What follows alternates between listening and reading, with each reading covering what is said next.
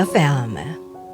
Sa mundong ginagalawan natin, nasusukat ang kahalagahan ng isang babae kapag may kakayahan itong gumawa ng isang buhay. Kapag hindi, wala kang kwenta sa paningin ng mga tao. Ang daya, di ba? Dahil parang ang sinasabi nila na responsibilidad ng mga babae ang magluwal ng bata sa mundo at maging isang ina. Yun lang at wala nang iba. Mga idol, tawagin niyo na lang ako sa pangalang Jenaline. 55 years old, kasalukuyang nagtatrabaho bilang senior supervisor sa isang pribadong kumpanya sa Quezon City. Dito lang ako naging tagapakinig ng Dear IFM. Pero kaagad akong naengganyo na sumulat at magpadala ng aking kwento sa inyo.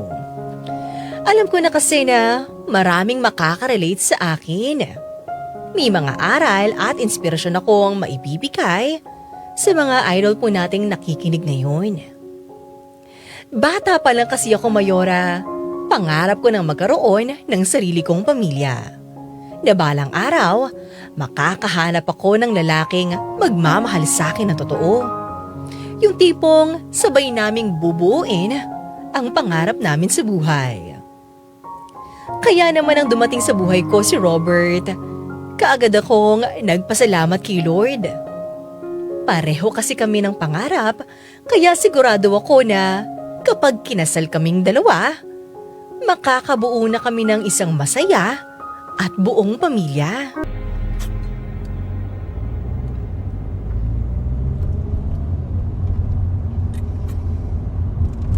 Huwag mo rin palang kakalimutan na tawagan ng Tito Daniel mo, ha? Di pa niya kasi alam na ikakasal na kayo ni Robert eh. Hindi niyo pa po ba siya nasasabihan? Hindi pa eh. Lagi siyang nawawala sa isip ko kaya ikaw na lang yung magtanong kung makakapunta siya. Di ba nagpa-finalize na kayo ng mga bisita niyo? Opo. Ilan na lang bang pwedeng imbitahan? Bale may 10 pa pong bakante. Wala na po ba kayong ipapasama sa listahan? Ay naku, huwag na. Yung dalawa na lang ni Robert ang bahala dyan. Total, kasal niyo naman yan. Kailangan lahat ng darating kakilala niyo. Kaya sige na, ayos na ako sa mga binigay ko sa'yo pangalan. Sigurado na ako sa mga yun. Sige po pa. Nasaan na ba kayo? Para makapaghain na ako ng hapunan niyo. Medyo malayo pa po eh. Kami na lang po yung bahala sa sarili namin pag uwi pa. Magpahinga na lang po kayo. Sigurado ka? Opo pa, sige na. Matulog na kayo. Oo, sige. Medyo inaantok na nga ako eh. Ingat ka sa biyahe. Mayat-maya mong kausapin niya si Robert, ha? Para hindi makaidlip yan habang nagmamaneho. Opo pa. Sige, bye. Bye. Anong sabi ni Tito Nanding? Tinanong lang niya yung tungkol sa kasal natin. Tsaka sa mga iimbitahan natin. Oo nga pala 10 na lang kulang. Oo. Meron ka pa bang gustong imbitahin? Pag-iisipan ko ng mabuti yan. Kasi parang wala na eh. Sana pala, nag-stick na lang tayo sa 100 packs, no? Nag-150 pa kasi tayo eh. Naku ba babe, ayos lang yun. Mas maganda na yung sobra kaysa naman sa magkulang, di ba? Tsaka sigurado na karamihan sa kanila manghihingi ng permiso na magkaroon ng mga +1. Ay, oo nga no. O sige, i-reserve ko na lang siguro tong 10 sa mga +1 kung sakali. Ay, grabe. Hindi ko akalain na ganito pala kahirap mag-prepare ng kasal, no? Sobrang nakakapagod tsaka nakaka-stress. Ganun talaga babe. Gusto natin paghandaan hanggang sa pinakahuling detalye, di ba? Di bale, ilang buwan na lang din naman. Matatapos na rin yan. At ang susunod na paghahanda natin yung panganak mo naman. Ano? Yung panganganak? Hindi pa nga ako buntis eh. At hindi ako pwedeng mabuntis hanggat hindi pa tayo kasal, no? Yun na nga eh. Pagkatapos ng kasal naman yun, saka ka magbubuntis, Ay, okay? wow! Lakas ng tiwala mo sa sarili mo, no? Siyempre! Sana nga, twins pa eh. Ano? Tapos parehong lalaki. Ang cute siguro ng ganun, no? Alam mo, ikaw grabe ka sa twins, no? Pahihirapan mo ako agad? Para mas masaya. Dalawa kagad ang anak natin. may kalaro na kagad sila. Kaya ihanda mo na ang sarili mo dahil magkakaroon tayo ng honeymoon, baby. Ay, nako. Sige, sabi mo yan, Ay, naglag yung phone ko. Kaya kunin ko lang Babe, ako na. Nagmamaneho ka. Ako na, babe. Nandito lang naman sa gilid ko, kaya ko abutin niya. Hindi, ako na lang. Sige. Sandali lang. Kukunin ko yung flashlight ng... Robert! Pagkatapos ng aksidenteng yun, ay wala na akong sunod na maaalala. Pagkagising ko, nasa ospital na ako at marami nang nakatusok sa akin. Laking pasasalamat ko noon dahil binigyan pa ako ng Panginoon ng pangalawang buhay. At ganun din ang boyfriend kong si Robert. Akala ko, maayos na ang lahat dahil pareho kaming nakaligtas sa malagim na aksidente na yun pero mayora nagkamali ako. Nang mistulang, bonus lang pala yun pagkatapos ibalita sa akin ni Papa ang totoong nangyari pagkatapos ng aming aksidente. Sa tindi kasi ng impact ng pagkakabangga sa amin, napuruhan ang ibabang parte ng aking katawan mula baywang hanggang hita. Marami pang pinaliwanag ang doktor sa akin noon pero ang pinakatumatak sa aking isipan ay yung sinabi niya na kailangan nilang tanggalin ang aking obaryo. At kapag natanggalan ng obaryo ang isang babae, mayora isa lang ang ibig sabihin nito. Hinding-hindi na siya magkakaroon ng anak habang buhay. Halos gumuho ang mundo ko nang malaman ko ang balitang yun, mayora. Nawala ng parang bula ang mga pangarap ko na maging isang ina. Sa isang iglap, biglang hindi ko na alam kung ano ang gagawin ko sa aking buhay. Paging Dr. Di Pasupil. Dr. Di Pasupil, please proceed to the emergency room. Jenaline, anak. Kumusta na yung pakiramdam mo? Medyo maayos na po kahit paano pa. Mabuti naman kung ganun. Halos hindi ako tumigil kakanobena para lang maligtas yung buhay mo. Mula nung nasa operating room ka hanggang sa nagising ka na at umayos yung pakiramdam mo. Salamat po pa. Si Robert po, kamusta na siya? Ayos na rin. Nakausap ko na siya kanina at sinabi ko sa kanya yung nangyari sa'yo. Anak, Hayaan niyo na po pa. Ang importante sa akin ngayon, nadugtungan yung buhay ko. Nawalan lang naman ako ng pagkakataon na magkaroon ng anak. At least buhay ako, di ba? oo naman. Ang mahalaga, kasama pa rin kita hanggang ngayon. Nakakausap, nahihiyakap. Sayang lang paano. Ang dami ko pang pangarap sa buhay ko. Alam mo naman yun, di ba? Na gusto kong magkaroon ng anak. Kami ni Robert. Kambal pa nga yung huling usapan namin eh. Tapos, biglang ganito yung nangyari sa akin. Lahat ng yun, nawala na lang na parang bula. Itahan ka na, anak. Alam ko na may dahilan ng Panginoon kung bakit ito nangyari. Hindi mo man maintindihan ngayon, pero darating din ang araw na maluwag sa loob mo na matatanggap ang lahat. Ha? Tahan ka na. Ha? Nandito lang si Papa. Hindi kita pababayaan. Kumusta ka na? Buti pinayagan kang pumunta rito sa kwarto ko. Pumayag naman yung doktor dahil naka-wheelchair naman daw ako. Tsaka sinabi ko naman sa kanilang gustong gusto kitang makita.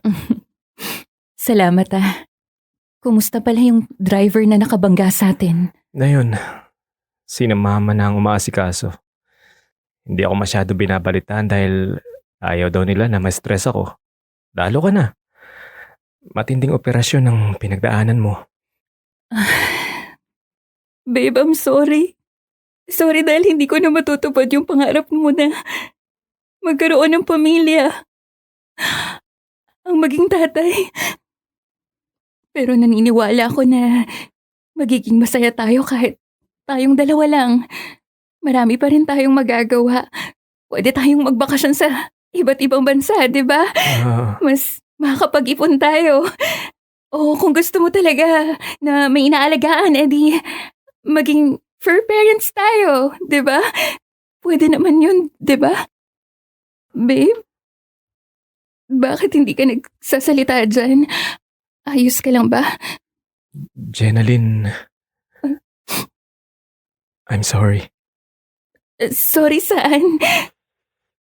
Alam mo naman noon palang pangarap ko na magkaroon ng pamilya, di ba?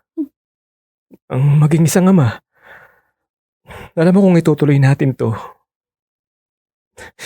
magiging imposible na yun para sa akin. Teka, sandali lang. Anong ibig mong sabihin? Kung itutuloy natin to, ano yun? Jenalyn, pasensya ka na pero ayoko na. Ha? Anong ayaw mo na? Oo, mahal kita. Pero hindi mo na mabibigay sa akin ang buhay na gusto ko. Ang pangarap kong pamilya. Kung talagang mahal mo ako, hahayaan mo akong makamit ko yun. Pero Jenalyn, hindi na kasi ikaw yung nakikita kong makasama ko ron eh. Robert, nakikipaghiwalay ka ba sa akin? Bakit? Dahil bawag na ako ngayon? Yun ba? Jenalyn!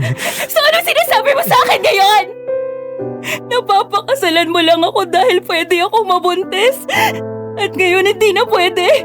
Itatapon mo ako na para ako isang laruan at wala nang pakinabang. Robert, yun mo Jenalyn! Jenalyn! Uminahon ka! Please naman makinig ka muna sa akin! Anong gusto mong pakinggan ko? Bakit ka pa magpapaliwanag? Yun din naman yung tinutumbok na gusto mong sabihin, hindi ba? Sagutin mo ako na hindi mo ako papakasalan dahil baog na ako, yun ba? Na hindi na kita mabibigyan ng anak. Robert, ganun yun, di ba? Ganun. Mahal kita! Mahal! Ganyan ba yung pagmamahal para sa'yo? Kung mahal mo ko, hindi mo ko iiwan. Lalo na sa panahong kailangan kita. Robert, ako pa rin naman to eh. Nawalan lang ako ng kakayahang bigyan ka ng anak. Pero ako pa rin yung Jenalyn na minahal mo. Kung talaga minahal mo nga ako. Jenalyn, makinig ka sa akin. Minahal kita, alam mo yan! Pero may hangganan. May dahilan kung bakit mo ako minahal. May kondisyon kaya mo ako papakasalan. Robert, hindi mo ako mahal. Dahil lang sa simpleng mahal mo ako. Sige.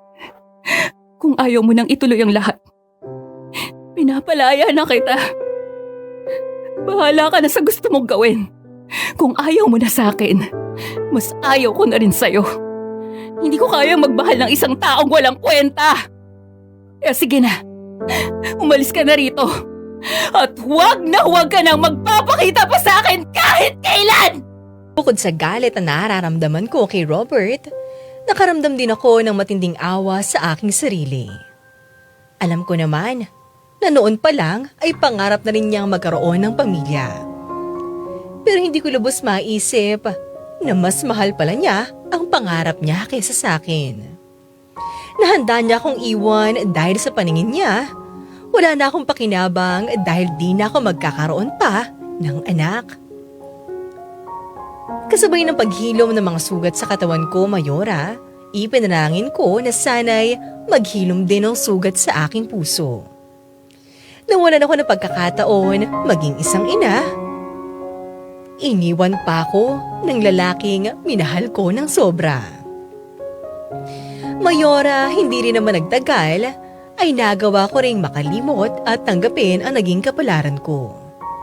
Sa loob ng halos 5 taon, tinatakbo na sa aking isipan at puso na magiging mag-isa na lang ako habang buhay. Pa, nandito na po ako. Ay, ang bigat naman ng mga to. Ano yung mga yan? Nag-grocery ka na? Ay, opo pa. Mano po. Kaawaan ka. Bakit hindi ka man lang nagsabi sa akin? Eh di sana tinulungan na kita magbuhat sa mga yan. Ay, ang papa talaga. Nakalimutan niyo na po ba na bawal sa inyo yung magbuhat dahil sa arthritis niyo? Tsaka kaya ko naman to mag-isa. Nag-e-enjoy nga ako mag-grocery mag-isa, tingnan mo. Ay, kahit kailan, napaka-independent mo talaga. Abo, syempre mana ako sa inyo. Naks. Ay, si Nene, nasan pala? Pumunta siya sa palengke para bumili ng panghapunan natin. Magluluto raw siya ng tinola dahil siguradong pagod ka raw galing sa labas. Alam mo, yan ang gusto ko kay Nene eh. May pagkukusa at alam niya yung mga gusto ko.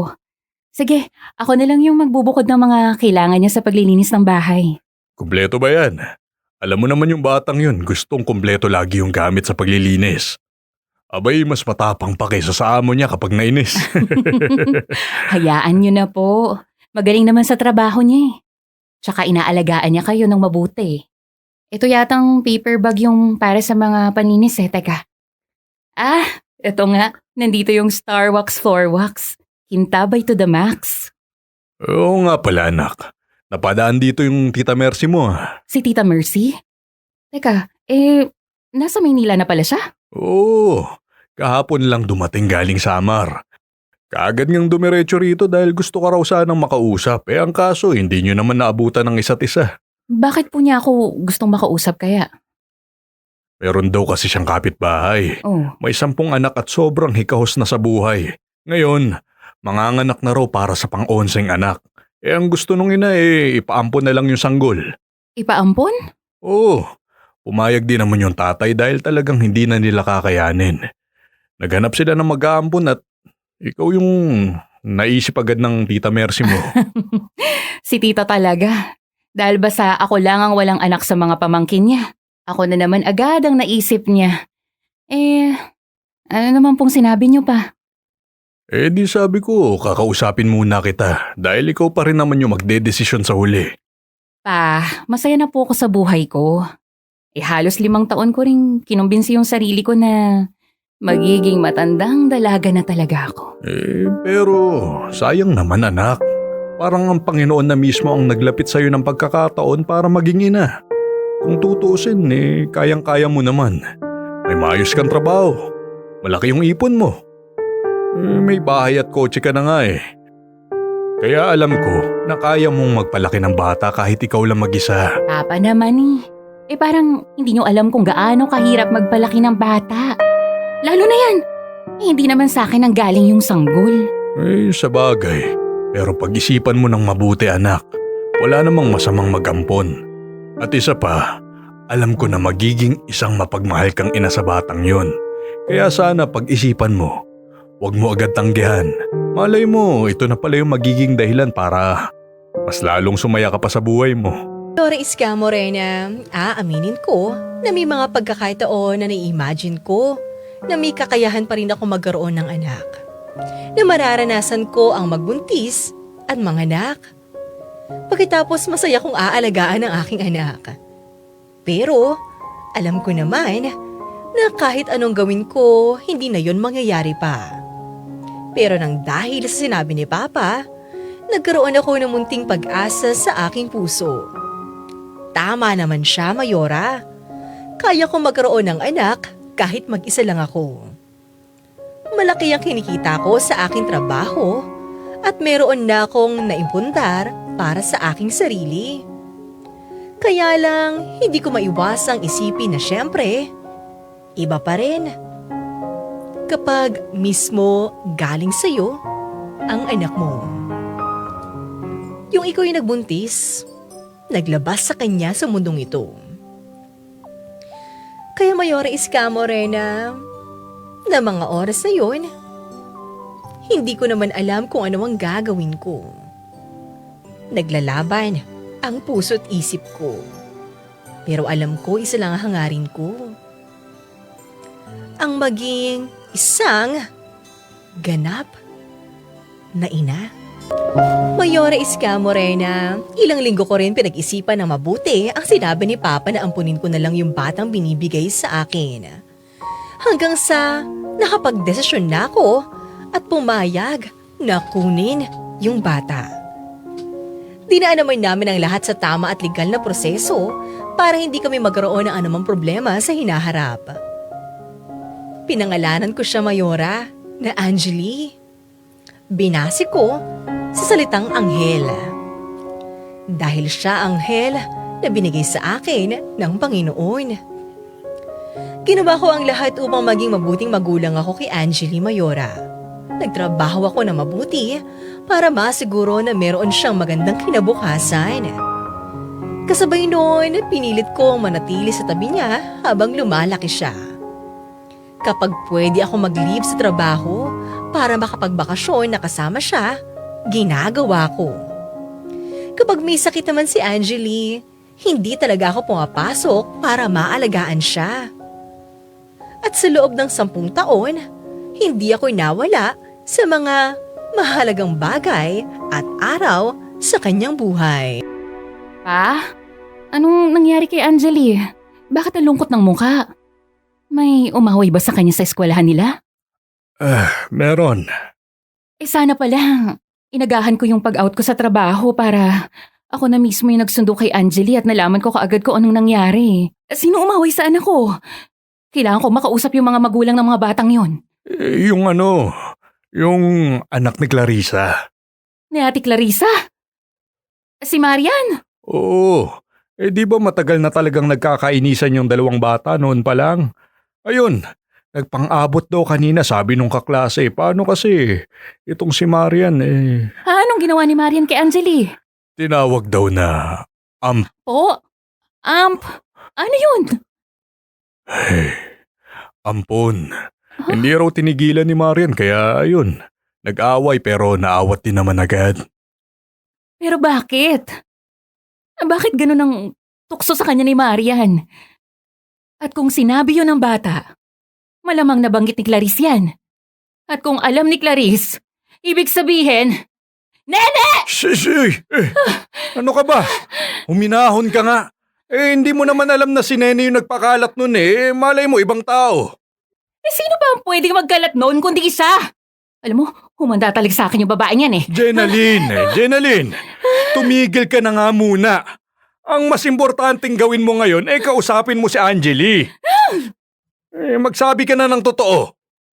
Pero pa, masyado pang bata si Angeli para maintindihan niya yung ganong klaseng sitwasyon. Kung ako yung tatanungin mo, mas maiging ibang tao na ang magsinungaling sa kanya kesa ikaw na nanay niya. Mabait at matalino ang anak mo. Alam kong maiintindihan ka niya. Kaya sige na, magsabi ka na ng totoo. Karapatan niyang malaman yan.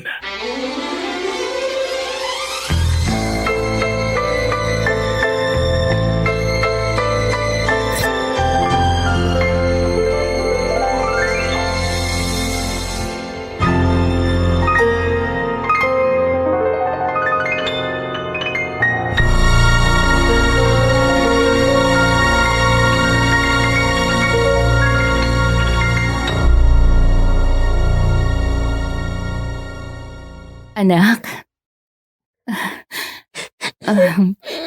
sinabi na sa akin ng lolo mo yung nangyari kanina. Anak, huwag kang mag-alala. Kakausapin ko ang tita Clarice mo para mapagsabihan niya si Marian, ha? Mami, Ano yun? totoo po ba yung sinabi ni Marian na hindi niyo raw po ako tunay na anak? Mami, ampun po ba talaga ako? Ikaw, anong pakiramdam mo? Sa tingin mo ba, hindi kita totoong anak? Siyempre po, para sa akin, totoo niyo po akong anak. Kasi mahal na mahal niyo po ako Kaya lang, Mami, Kaya lang, ano? hindi po yun yung nakikita ko Ay, anong ibig mong sabihin?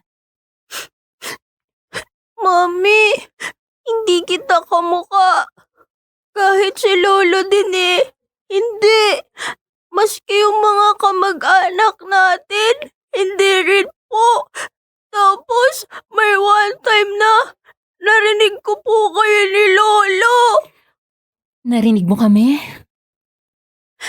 Opo, sabi ni Lolo, paano raw kapag nalaman ko anong gagawin mo? Nung una, hindi ko po maintindihan kung bakit tinanong po niya kayo ng ganon. Pero nung sinabihan ako ni Marian na ampun daw po ako, naisip ko na baka yun po yung ibig sabihin ni Lolo. Sa tanong niya sa inyo, Mami, ano po ba talaga yung totoo? Wala na po ako kasing maintindihan, Mami. Anak, makinig kang mabuti sa akin, ha? Opo. Alam mo, nung bata pa lang ako, pangarap ko ng maging mama, ang magkaroon ng isang masaya at kumpletong pamilya. Anak, munti ko na sanang maabot yun pero may nangyari kay mama eh. Ano pong nangyari sa inyo? Naaksidente ako. Isang malaking biyaya na nakaligtas ako. Pero may naging kapalit yun. May kailangang alisin sa katawan ko para maligtas ang buhay ko. Po? Ano po yun, Ma? Kailangan nilang tanggalin yung parehong ovary ko, anak. Anak, diba, napag-aralan niyo naman sa science na yung ovary, doon nagpuproduce ng egg cells para makabuo ng baby. Yun po yung tinanggal sa inyo? Oo. Kaya anak, magmula nun, hindi na ako pwedeng magka-baby. Tinanggap ko sa sarili ko na magiging mag-isa na lang ako habang buhay. Hanggang sa anak dumating ka sa buhay ko. Ibig sabihin po, ampun po talaga ako. Oo anak, hindi ka nang galing sa akin.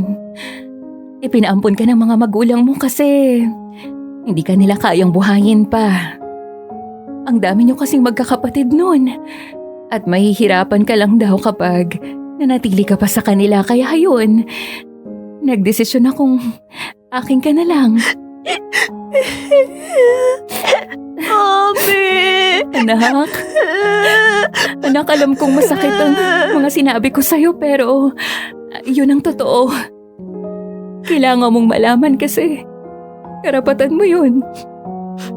Ampun po talaga ako. Pero anak, tingnan mo si Mami ha? Tingnan mo si Mami. Hindi masama ang salitang ampon. Bakit po? Kasi anak, ibig sabihin, pinili ka talaga. Pinili ko na mahalin at alagaan ka. Anak, hindi dahil nanggaling ka sa akin o responsibilidad ko yun bilang magulang. Hindi man dugo ko ang dumadaloy sa'yo. Pero pinili kita. At ang pagpili kong yun sa'yo, ang pinakamagandang desisyon na nagawa ko sa buong buhay ko. Kahit anong mangyari, ikaw at ikaw pa rin ang pipiliin kong maging anak ko. Mayora Iska Morena, halos madurog ang puso ko sa mga bawat hikbi ni Angeli ng mga oras na yun. Kung pwede lang nakunin ko ang lahat ng sakit at lungkot nararamdaman niya, kinuha ko na. Ako na lang sana ang masaktan at mahirapan. Huwag lang ang aking anak. Pero wala naman ako magagawa dahil alam kong darating din ang panahon na kailangan kong aminin sa kanya ang katotohanan. Hindi lang dahil kailangan, kundi karapatan din niya, Mayora. Laking pasasalamat ko sa Panginoon dahil hindi natulad si Angeli sa ibang bata na pagkatapos malaman na hindi sila totoong anak, ay nagagalit at nagre-rebelde. Parang mas lalo pa nga kami naging malapit sa isa't isa dahil sa wakas, wala na akong tinatago na kahit ano sa aking anak.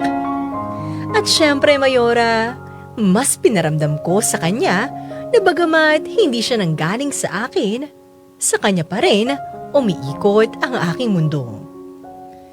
Mga idol, sa loob ng 8 taon, mas lalo kong minahal at inalagaan si Angeli. Habang nakikita ko siya nagdadalaga, mas nagiging proud ako sa sarili ko. Dahil nakikita ko siya na lumalaking may takot sa Diyos marunong makipagkapwa-tao at naging mapagmahal na bata. Binigay ko ang lahat ko para sa kanya na sa ganun, hindi siya makaramdam ng kahit anong kulang sa kanyang puso. Anak, ilang buwan na lang magdedebo ka na. Anong gusto mong gawin natin? Magpa-party tayo? O kung gusto mo, mag-out of the country na lang tayo. Japan, Korea, kahit saan mo gusto. Pinag-ipunan ko talaga yung debo mo eh. Mami, alam niyo naman po na hindi ako mahilig sa party, di ba? Ay, oo nga no. Edi sige. Mag-out of the country na lang tayo. At least doon makakapagbakasyon tayo. Sakto. December ang birthday mo. Pwede tayong magstay doon ng siguro mga at least 1 week. Saan mo ba gusto, anak? Kayo na lang po bahala. Pareho naman po tayo lagi gusto eh. Sa bagay. O sige, mag-Korea na lang tayo. Magpapaasikaso na ako ng visa natin agad. Ay, maliban sa Korea, ano pang gusto mong regalo? Po? Hindi po ba yun ang regalo, Mami? Abay, syempre. Iba yung celebration natin sa regalo ko sa'yo. Wag na po, Mami. Siguradong malaki ang magagastos nyo kapag nang ibang bansa pa po tayo. Ayos na po ako dito. Ay, naku anak, ayoko. Nag-iisang anak lang kita. Kaya lahat ng gusto mo, ibibigay ko. Tsaka, baka biglang bumangon sa hukay yung lolo nanding mo at kapag hindi ko ginawa ang mga yan. Mami! O, so anak, anong gusto mo? Yung totoo po? Oo naman. Yung totoo, kahit ano. Kung posible lang naman po to, Mami ha. Gusto ko po sanang makilala yung mga totoong magulang ko. Ha? Bakit anak? Oh, wala lang po, Mami. Pero, Mami, kung hindi pwede, okay lang po talaga. Iba na lang po. Siguro, bagong laptop, cellphone, kayo na po bahala. Anjali, hindi ako magagalit sa isasagot mo. Gusto ko lang malaman, bakit gusto mong makilala ang mga totoo mong magulang? May naging pagkukulang ba ako sa'yo, anak? Ay, hindi po, Mami. Wala po talaga. Promise po. Lahat ng pag-aalaga at pagmamahal, binigay niyo na po sa akin eh. Kahit nga po yung mga hindi ko naman kailangan, binigay niyo pa rin. Masaya akong marinig yan. Pero anak, bakit nga? Mami, kasi kahit maganda yung buhay na binigay niyo sa akin, kahit gaano ko kasaya na kayo ang kasama ko, parang may kulang pa rin po dito sa puso ko eh, sa pagkatao ko. At sa tingin ko, kapag nakilala ko ang mga totoo kong magulang, baka maging buo na po ako. Ganun ba? Mami, huwag kang magagalit sa akin, please. Kailangan ko lang gawin to para sa sarili ko. Okay lang, anak. Naiintindihan kita. Gusto kong maging buo ka at kung may ibang paraan para matulungan kita, syempre gagawin ko yun. Ganyan kita kamahal. Talaga po, Mami? Ayos lang po sa inyo? Oo naman. Sige, bukas na bukas din. Tatawagan ko sina Irish. Baka may alam sila kung nasaan yung mga magulang mo. At kung hindi man nila alam, ako na mismo ang gagawa ng paraan. Thank you, Mami! You're welcome, anak. Mayora Iska Morena, sa loob ng 12 taon or 18 taon na nakasama ko ang aking anak, nung orasang na yun, nakaramdam ako ng matinding takot. Takot na baka kapag nakilala na niya ang mga tunay niyang magulang, bigla akong mawala sa eksena. Baka bigla na lang niya akong maisantabi sa kabila ng mga nagawa ko para sa kanya. Pero, sa kabila ng takot at pangamba na nararamdaman ko, binigay ko pa rin ang gusto ni Angeli na makilala ang totoo niyang pamilya. Mabilis kong nakuha ang address ng mga ito, saka ko ipinasama si Angeli sa aking pinsan. Noong araw na umalis sila, halos hindi ako mapakali. Panay ang dasal ko na sana hindi niya ako iwan. Sana bumalik pa siya sa akin. Dahil kapag nawala si Angeli sa buhay ko, Mayora, hindi ko na alam ang gagawin ko. Ito po pala yung mga pasalubong ni na Tita Iris para sa inyo. Ay, naku, nag-abala pa sila. Ay, hinahanap nga po kayo nun eh. Kaso ang sabi ko po, busy po kayo sa trabaho. Kaya ako na lang pong umuwi sa summer. O kumusta naman ang bakasyon mo doon? Sigurado akong maraming nangyari dahil halos 1 linggo ka rin nagstay doon. Inalagaan ka ba nilang mabuti? Opo, Mami. VIP kung VIP. Ah, yung mga magulang mo, nakilala mo na ba sila? Ay, opo, Mami. Sina Nanay Elsa at Tatay Domeng. Opo, masayang-masaya po sila nung nakita nila ako. Nagkaiyakan pa nga po eh. Tsaka panayang hingi ng tawad nila sa akin. Ah, kumusta naman sila? Okay naman po. Yung ibang mga kapatid ko, nagsiasawa na raw po eh. Tapos yung iba, nandun po sa kanila, nagtatrabaho. Alam niyo po ba, Mami, sobrang natuwa sila dahil sa kung paano niya raw po ako pinalaki. Talaga? Opo, lumaki raw po akong mabait at magalang. Maganda rin daw ang buhay na binigay niyo po para sa akin. Talagang tinupad niyo raw ang pangako niyo sa kanila na alagaan niyo po ako ng mabuti. Nagpapaabot sila ng mga pasasalamat para sa inyo. Mabuti naman kung ganun. Ano nang balak mo ngayon yan? Balak? Po? Para saan po? Ngayong nakilala mo na yung mga totoo mong magulang, baka napag-isipan mong doon ka na lang sa Samar para mas makasama mo na sila. Mas makilala. Mami! Kasi anak, kung iyon ang gusto mo, hindi kita pipigilan. Alam mo naman na lahat ng gusto mo, ibibigay ko. Basta masaya ka. Gusto ko, anak, parati kang masaya. Mami, makinig kang mabuti sa akin ha? Sila Nanay Elise na mismo ang nagsabi na kontento na raw sila na nakita nila ako ulit. At ganun din ako. Okay na ako kahit sa maikling panahon, at least nagkasama po kami, di ba? Narinig ko po mismo sa kanilang dahilan kung bakit nila ako pinaampon. Ibig mong sabihin, anak, hindi mo iiwan ang mami. Mami naman eh, bakit ko naman po gagawin yun? Kasi syempre, hindi naman ako ang totoo mong mami. Pero Mami, ikaw po ang nagparamdam sa akin kung paano magkaroon ng totoong ina. Ikaw ang nagbigay sa akin ng lahat-lahat. Ni minsan, Mami, hindi ko po naramdaman na hindi mo ko totoong anak eh. Kung sino man po ako ngayon, yun eh dahil sa inyo po. Naku, ang mami ko nagdadrama, payakap ka, Mami. Naalala niyo po nung unang beses na sinabi niyong ampon ako? Na kahit anong mangyari, ako pa rin ang pipiliin niyo?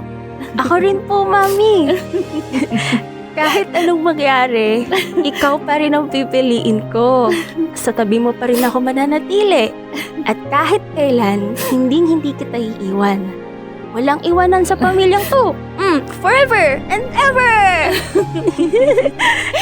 Anak, mahal na mahal kita. At mahal na mahal din kita, Mami. Ikaw ang pinaka-the best mommy in the whole world. Kayakap nga ako ulit, Mami. Mayora Iska Morena, napaiyak na lang ako sa lahat ng narinig ko kay Angeli. Para akong nabunutan ng tinik sa dibdib dahil hindi niya ako pinagpalit sa totoong pamilya niya. Masayang-masaya ako dahil nagawa kong ibigay sa kanya ang kahilingan niya na hindi siya mawawala sa aking buhay. Hindi ko man totoong anak si Angeli, pero Mayora, siya ang buhay ko. Sa kanya ko pinaikot ang aking mundo. Para sa iba, ako ang nagbigay ng pagkakataon na magkaroon ng magandang buhay ang batang ito, Pero ang totoo niyan, Mayora, si Angeli ang nabigay sa akin ng pagkakataon na mas maging masaya para sa sarili ko. Siya ang bumuo sa akin. Siya ang dahilan kung bakit patuloy akong nabubuhay.